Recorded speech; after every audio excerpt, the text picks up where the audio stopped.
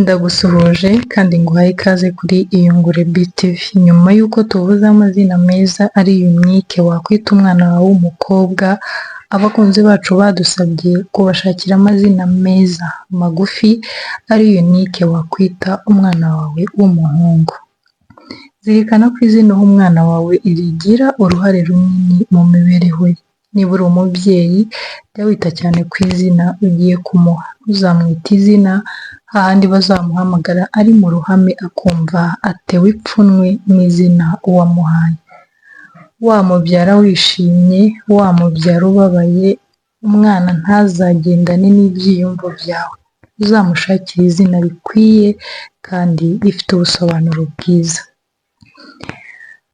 Izina rya mbere ni Edric. Edric ni izina rihabwa umwana w'umuhungu rifite inkomoko mu Bwongereza rikaba risobanura imbaraga. Izina rya kabiri ni Hasson. Hasson ni izina rifite inkomoko mu Baheburayo rikaba risobanura ukomeye. Izina rya gatatu ni Austin.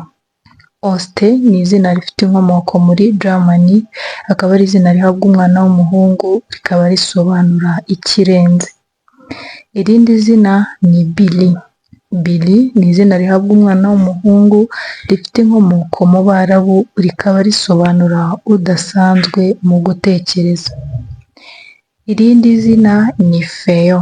Theo ni izina rihabwa umwana w'umuhungu rikaba rifite inkomoko mu Bufaransa rikaba risobanura amahoro. Irindi zina ni Hendrik. Hendrik ni izina rihabwa umwana w'umuhungu rikaba rifite inkomoko muri Germany rikaba risobanura umuyobozi w'urugo. Irindi zina ni Jocelyn. Jocelyn ni izina rihabwa umwana w'umuhungu rikaba rifite inkomoko muri Germany rikaba risobanura ibyishimo. Irindi zina ni Kayo. Kayo ni izina rihabwa umwana w'umuhungu rikaba rifite inkomoko muri Egypte rikaba risobanura intsinzi. Irindi zina ni Amali. Amali ni izina rihabwa umwana w'umuhungu rifite inkomoko mu Baheburayo rikaba risobanura amasezerano y'Imana. Irindi zina ni Anson. Anson ni izina rihabwa umwana w'umuhungu rikaba rifite inkomoko mu Bwongereza rikaba risobanura imbaraga. Irindi zina ni Brian. Brian ni izina rihabwa umwana w'umuhungu rikaba rifite inkomoko mu Barabu rikaba risobanura umunyacyubahiro ukomeye.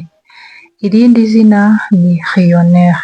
Lionel ni izina rihabwa umwana w'umuhungu rikaba rifite inkomoko mu Bagiriki rikaba risobanura intare nto. Irindi zina ni Kare. Kare ni izina rifite inkomoko muri Germany akaba ari izina rihabwa umwana w'umuhungu rikaba risobanura ubohowe. Irindi zina ni Jax. Jax ni izina rihabwa umwana w'umuhungu rikaba rifite inkomoko mu Bwongereza no mu Baheburayo rikaba risobanura Imana ni nziza. Irindi zina ni Ray. Ray ni izina rihabwa umwana w'umuhungu rikaba rifite inkomoko muri Germany rikaba risobanura umwami cyangwa se utanga inama. Irindi zina ni Rio.